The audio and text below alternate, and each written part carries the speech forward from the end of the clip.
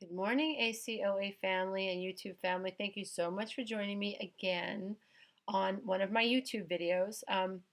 Today I want to talk about the importance of us ACOAs, those of us from, and I'm going to start saying it so you guys get used to hearing it. We're going to start on my channel anyway. I want to start infusing the idea into the minds of those who watch it that we're not alone, that there are plenty of us out there who come from dysfunctional homes that don't have a group to go to and don't have, um, a support group that they can call their own. Adult children of alcoholics, it's sort of like if you grew up with a dad or a mom who was an alcoholic or a sibling, then you kind of know you're an ACOA, and you just click on YouTube or Google and you can find people that you can relate to.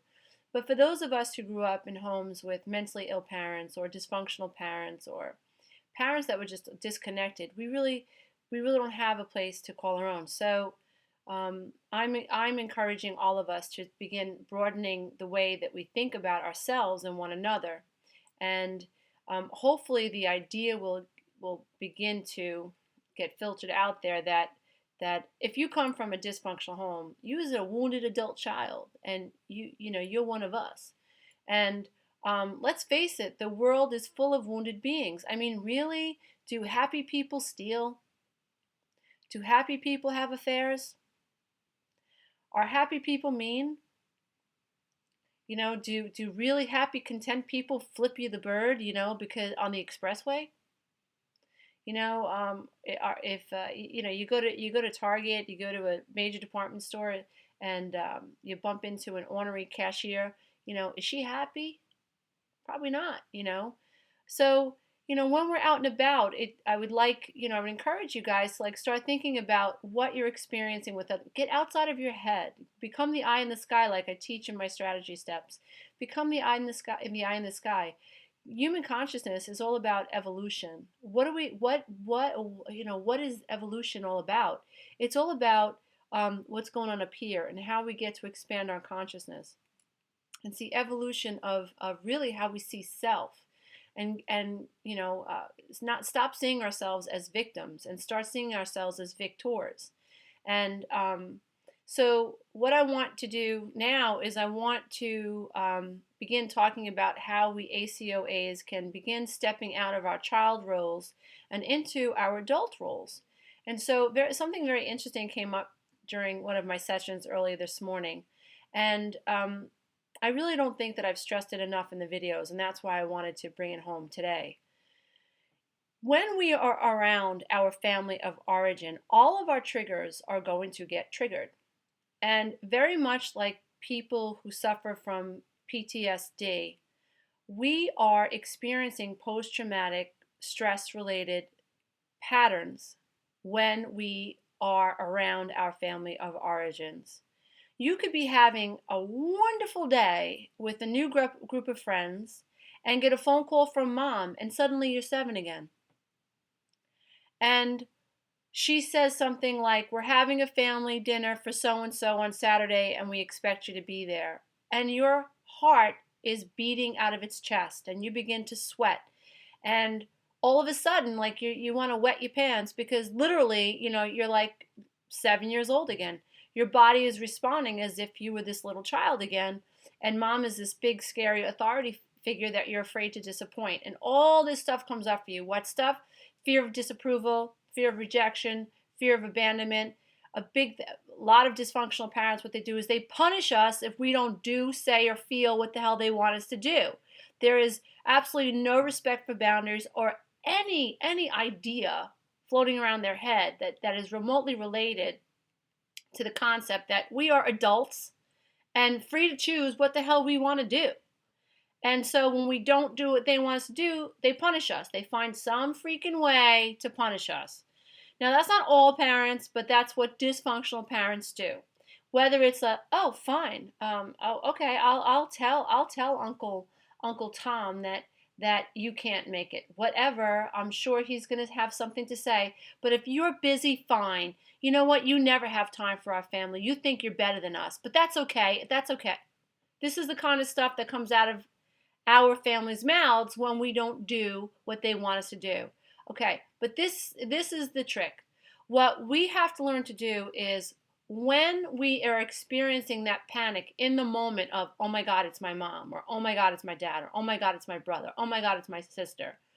When we're in the moment of experiencing that panic, that's when everything that you're learning on this YouTube channel, and if you've coached with me, that's when everything that you've learned or you've read in my books, that's when you must rely on what you've learned. So the post-traumatic trigger, the anxiety, whatever, that really is that's the trigger for you to go into, okay, I need these coping skills. Where are they?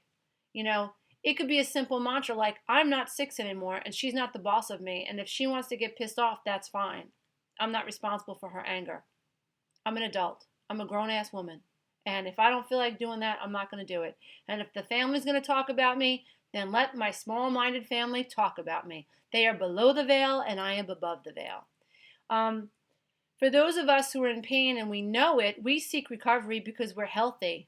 And I know, just bear with me, dear ones, people who are sick or unhappy that seek help are actually healthy. It is those of us that are walking on this planet that don't seek help, that don't even know that they're below the veil, that don't even know that they're miserable, that don't even know that they are creating this misery, that don't even know they play the martyr or they're narcissist. They don't seek help. Now, the reason we're in so much pain is because those of us who watch videos like this and read books like I read and coach with coaches, we're aware that something's off. And in the awareness that something's off, that's when we suffer. So we know that we're disconnected from mom and it hurts. We're aware of it, but mom might not be aware of it, so she's fine. She's fine, which makes us feel more isolated, which makes us feel more nuts because she's fine. Like, what are you talking about? We have a great relationship. No, we don't. We don't have a relationship, But when you're dealing with, I don't mean to laugh, but, sometimes that's all I can do. Like, okay, whatever. Like, you don't get it. Okay, fine. When you are someone who's emotionally honest and your mind is expansive and you're aware that something's different, you're up here. Now, you can't do anything about the people in your family that are down here. You can't fix that. Now, this is the thing. You might be aware, they're unaware, and you see this space. That's where the pain is. Because you're here, they're here, and you're feeling it. You're feeling that space. Now, this is the problem. They don't feel that space. Why? Because when you're dysfunctional, you live in denial. Like, you're not attached to those feelings and that awareness and those emotions. You're just trying to control what's going on in the moment. For some of us, our parents are gamblers, alcoholics, shopaholics, self-absorbed, aloof, passive-aggressive, narcissistic.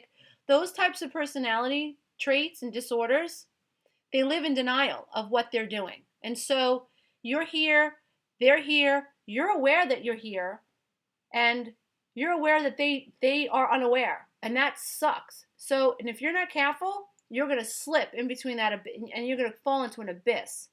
So the goal really is, dear one, to accept that you're here, accept that they're there. Just accept it. The truth shall set you free. Stop trying to control it. Stop trying to close the gap because you can't do this. You can't get them to come up here, okay? The only thing that they can do, though, is if they get you upset, they can pull you down here. And you're going to be unhappy there. You know it. So your goal is to stay up here. So how do you do that? So one of the things that I want you to practice with is stop defending yourself. If you have your mom call you, your dad calls you, or a sibling calls you, your trigger word is why. So whenever someone says to you, yo, why didn't you do that? You must understand, I'm here, and when they ask me why, I'm going to slip off that cliff and become subordinate to them, and all of a sudden I'm down here, and I'm looking up at them there and trying to explain why I didn't do what they thought I should do, and here I am, I'm 7 years old. I'm 7 years old, and all those patterns are coming back. But the beautiful thing is, dear one, if you stay here, and mom, dad, your brother, your sister says, why didn't you do that? Why didn't you why didn't you take care of mom's mail? You know she can't do that anymore. You live closest. Like, why aren't you taking care of her mail? You don't have to answer that question. You don't have to answer that question. You can say something like, let me ask you something. Why aren't you taking care of her mail? Why is it presumed that I'm going to take care of her mail? Like, who's the boss? Like, who made you the boss? Because you're not the boss. You know, we have 5 siblings, and just because I live, 6 blocks to mom and you live 8 blocks to mom doesn't mean that I'm the one who's got to make sure her mail is getting, read through and bills are getting paid. I think maybe all of us should sit down, the 5 of us should sit down and start delegating some responsibilities. You see, dear one, when you stay there and you don't go here, nobody can be the boss over you. So the goal really isn't to be demonstrative in your own self. The goal is to develop coping skills that make you more aware of how to stay in control of your life and how to stay the adult in your life. The thing is, though, family of origin, they are triggers for us because the roles are so ingrained in us. So if you're the youngest, and let's say in your situation you're the only female and you've got 4 or 5 older brothers who are considerably older than you, then you might have some mommy daddy stuff going on. So all your brothers are married and they have wives, so now they're considerably older than you, 10, 15 years. Now when you look at your brother and you look at your sister-in-law, they may be representing a mom and dad authority figure for you, which may trigger you. And so you have to become aware of that and say, wait a minute, I don't care if they're 10 or 15 years older than me. They're not my mother and father, and I'm a grown-ass woman.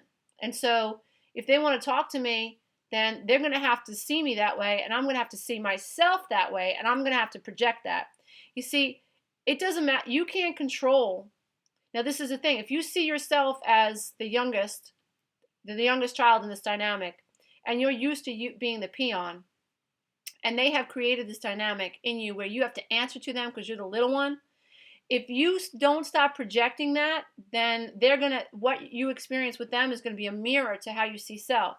So if you see yourself as little, then they're going to know that, and then you're going to perpetuate that, and then you're going to answer their questions. You're going to be subordinate. You're not going to verbalize how you really feel as a grown-ass woman. And these boys, these men in your life, are going to keep steamrolling you. And it could be if you're the youngest and you have, 2 older brothers and 2 older sisters, or you could be the oldest and you're the scapegoat and there's a golden child. Until you step out of that role, then until you step out of that role, you can't change the dynamics. And so be careful of the labels that you take on, even ones that make sense. So yeah, okay, maybe I was the scapegoat and I felt that way. Obviously my family of origin doesn't feel that way, but I felt that way. If I don't understand that label helped me put into some concrete understanding what happened to me in my life, and it helped me figure things out, which is essential. So I had to figure out who I was and what roles the members of my family played so I could figure out why I was the way I was. Human beings are habitual creatures, so I had to figure out where the patterns came from. Okay, now that I figured out where the patterns came from, it's up to me to take that label and rip it off and say, I'm no longer am I the scapegoat. Because if I see myself as a scapegoat, I'm going into every family dynamic with my dukes up. Now, when I go in defensive, everything I hear, I'm going to be, what do you mean by that? And I'm going to have a chip on my shoulder. And here we go. You know how those Sunday meals go, right? Especially in Italian homes. It doesn't matter. Irish homes, whatever, Latin homes. It doesn't take much. It does not take much to scratch the surface of a family of adults who have been abused their whole life. Because, payback's a biatch. We've got a lot of vented up rage where we want to unleash on our brothers and sisters and even our moms and dads. So we have to be very, very careful of what labels we continue to carry. So, dear one, if you've been a scapegoat, I'm so sorry, but acknowledge it and then work with me here. Think about letting it go.